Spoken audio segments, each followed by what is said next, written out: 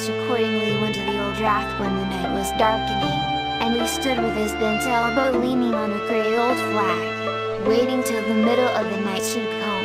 The moon rose slowly, and it was like a knob of fire behind him, and there was a white fog which was raised up over the fields of grass and all damp places, through the coolness of the night after a great heat in the day. The night was calm as is a lake when there is not a breath of wind to move a wave on it, and there was no sound to be heard but the croon of the insects that would go by from time to time, or the hoarse sudden scream of the wild geese, as they passed from lake to lake, half a mile up in the air over his head, or the sharp whistle of the golden and green plover, rising and lying, lying and rising, as they do on a calm night. There were 1,000 bright stars shining over his head, and there was a little frost out, which left the grass under his foot white and crisp. He stood there for an hour, for 2 hours, for 3 hours, and the frost increased greatly, so that he heard a breaking of the tranees under his foot as often as he moved. He was thinking, in his own mind, at last, that the sheehogues would not come that night, and that it was as good for him to return back again, when he heard a sound far away from him, coming towards him, and he recognized what it was at the first moment. The sound increased, and at first it was like the beating of waves on a stony shore, and then it was like the falling of a great waterfall, and at last it was like a loud storm in the tops of the trees, and then the whirlwind burst into the wrath of one rout, and the sheehogues were in it. It all went by him so suddenly that he lost his breath with it, but he came to himself on the spot, and put an ear on himself, listening to what they would say.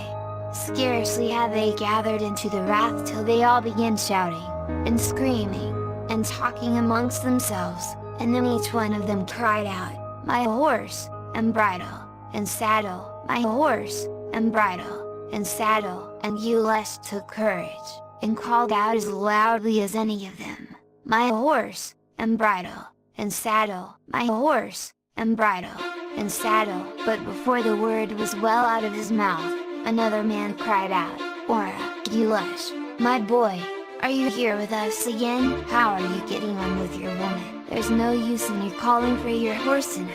I'll go Bailey won't play such a trick on us again. It was a good trick you played on us last year." "It was," said another man. "He won't do it again. Isn't he a prime lad, the same lad? To take a woman with him that never said as much to him as, 'How do you do?' since this time last year," says the third man. "Perhaps he likes to be looking at her," said another voice. "And if the Amadon only knew that there's an herb growing up by his own door, and if he were to boil it and give it to her, she'd be well," said another voice. "That's true for you, he is an Amadon. Don't bother your head with him, we'll be going. We'll leave the boat as he is." And with that they rose up into the air, and out with them with one rulia the way they came, and they left poor Yulash standing where they found him, and the two eyes going out of his head, looking after them and wondering.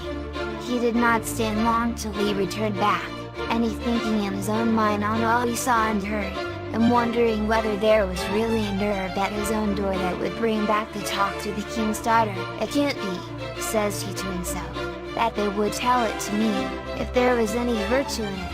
But perhaps the sheep didn't observe himself when he let the words slip out of his mouth. "I'll search well as soon as the sun rises, whether there's any plant growing beside the house except thistles and dockets." He went home, and as tired as he did not sleep a wink until the sun rose on the morrow. He got up then, and it was the first thing he did to go out and search Yulash.